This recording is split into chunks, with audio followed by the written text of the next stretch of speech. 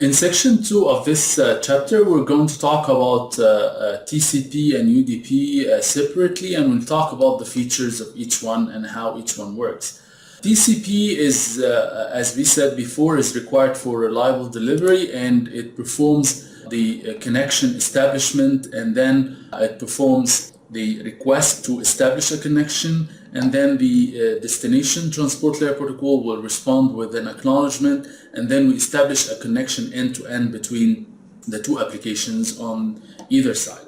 The TCP server process, you can run a TCP server process on a server on different ports, and in that case, each client can connect and establish a separate connection with each TCP server on server ports like port 80 for the case of HTTP, which is one of the well-known ports, and SMTP again on port 25.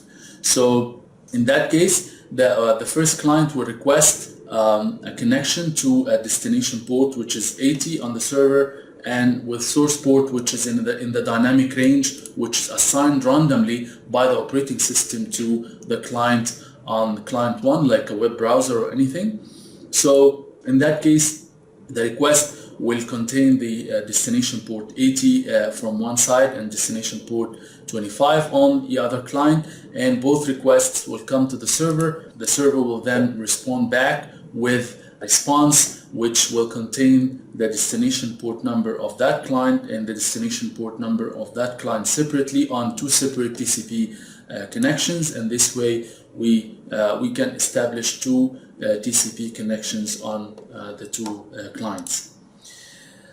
TCP uses connection establishment using what we call three-way handshaking. So the way that this works is first, the client process, the client TCP process on node A will send what we call a sync message to the TCP server on node B.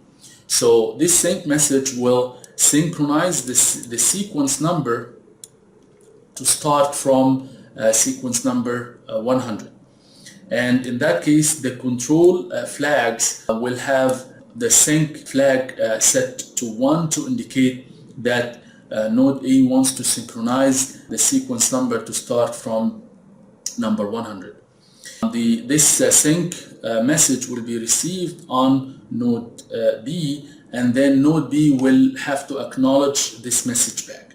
While it acknowledges this message back, it also sends another sync message from B to A to synchronize the sequence number from B to A to start from number 300 in that case. So pay attention to the fact that this the sequence number may start on either side using a different number. So when A sends some data to B, it starts from sequence number 100, whereas when B sends any messages to A, it starts from 300, which are not correlated numbers in that case.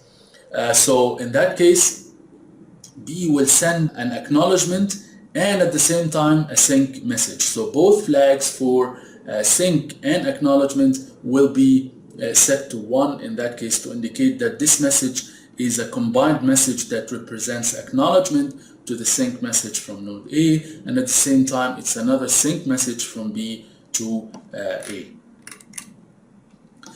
And then finally, of course, because B is sent to A sync message, A has to respond back with an acknowledgement to confirm the acceptance of this connection establishment, and then in that case the connection it starts and you can flow information back and forth.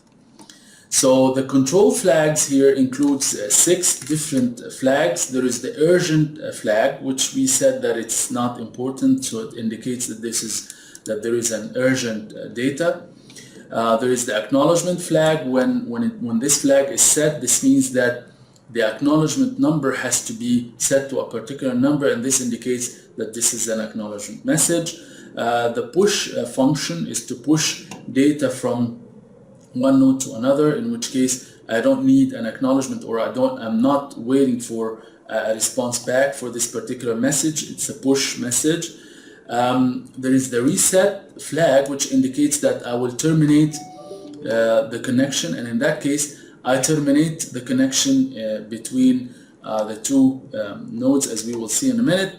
Synchronize message, which again synchronizes the sequence number, and it happens on either side separately.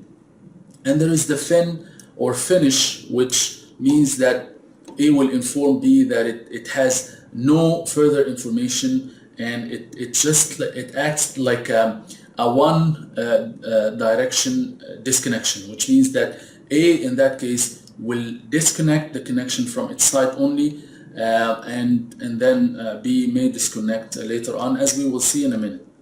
There is the termination of the message that happens on both sides separately, as we will see. This is the use of Wireshark and how the connection establishment will look like using Wireshark. So you have a message here.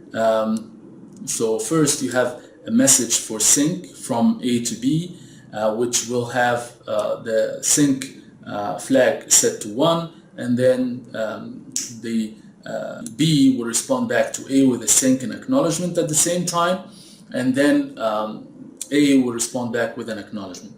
Once this message established, or this connection establishment is done, then you can flow information back and forth using HTTP. So HTTP will start then by sending messages back and forth using this TCP connection. So these are the steps for establishing the connection, as we have explained, and this is going through each message separately to look at how the flags are set in each message of the three-way handshake. And there is finally the connection termination. The connection termination, unlike connection establishment, connection termination is done in 4 different steps, as we can see here. So the connection establishment starts from one node to indicate fin or finish, which means that node A is informing node B that node A has no further data to send to node B. That does not force B to stop sending information to A. So in that case, B will acknowledge this message, but at this point in time, B may still have some data in the buffer to send to A, in which case A will still accept this information. So, but this the fin will indicate that the disconnection happens on one side, but I'm still waiting for B to finish sending any residual data in the buffer before it starts terminating. When B finishes everything independently, it will send a fin message from its side to A, and then A will respond back with an acknowledgement, in which case the connection termination happens on both sides. So remember that the termination may happen on one side but not the other.